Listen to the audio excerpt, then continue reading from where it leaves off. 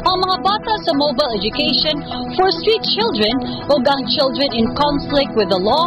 Sa Dakbayan sa San Carlos, naghimo ang Children's Day nitong Oktubre 16, 2013 dito sa Rizal Square Public Plaza. Agi og pagsaulog sa bulan sa Oktubre, isip ika-21 katuig na kasumaran sa National Children's Month sa nasod. Ang kasaulugan karong tuiga nagdala sa tema na kahirapan, wakasan, karapatan ng bata ipaglaban. Sa maong kasaulugan, dito mitambong si SP member Vicky Cabili, ang chairman si Committee on Women and Family, na may paambit og mensahe alang sa mga kabataan na ang syudad nagtuo na ang mga kabataan bililhon sa usa ka katilingban o kining ilang pagsaulog sa usa ka adlaw alang sa mga kabataan usa lamang sa mga kalihukan nga himuon sa syudad sa pagsaulog sa tibok bulan sa Oktubre. Iya usab nga gisgutan og upat ka mga dagkong katungod sa kabataan. Importante kayo labi na gyud kaninyo kay gipakita sa inyong mga opisyalis o mga teachers nga kamo importante kayo sa atong komunidad. O ni usa nga gihimo sa atong syudad alang kaninyong tanan kay sa ato pa wala gipili, wala tay gipalabi, kinahanglan ang tanan nga kabataan palanggaon sa mga katawhan.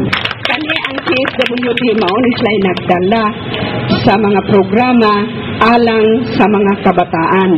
Bulan sa Oktubre gitawag kana og Children's Month.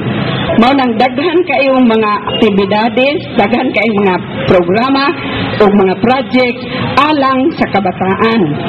Usa na kini karon pinaka-importante.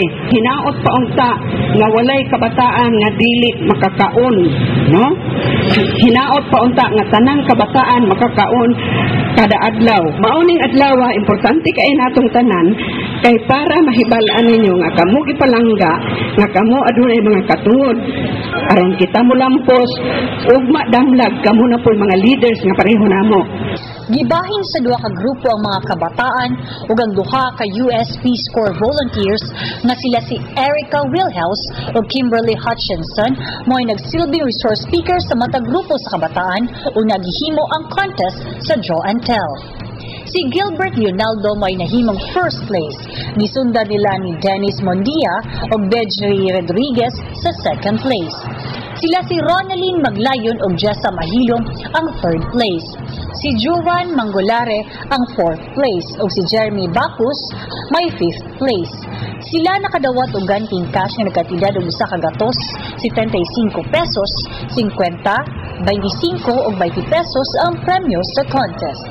Ang nagsilbing mga orado sa contest mao sila si Engineer Maggie Antonio ug Boy Aranya sa Parkson Plaza o misping inilog sa City Public Library kinsa naghukom base sa criteria nga creativity 30%, cleanliness 30% ug relevance to the theme 40%. Sa panapos nga mensahe si Social Welfare Officer Vicky Boteros, nag-awhag sa mga kabataan sa pagpadayon sa pag-ugmad sa ilang talento o kahanas dili lang sa pag-drawing, kundi hasta sa pagtabang sa ilang mga ginikanan, paglikay sa mga panamastamas sa kabataan o pagpadayon sa ilang pagtunghang.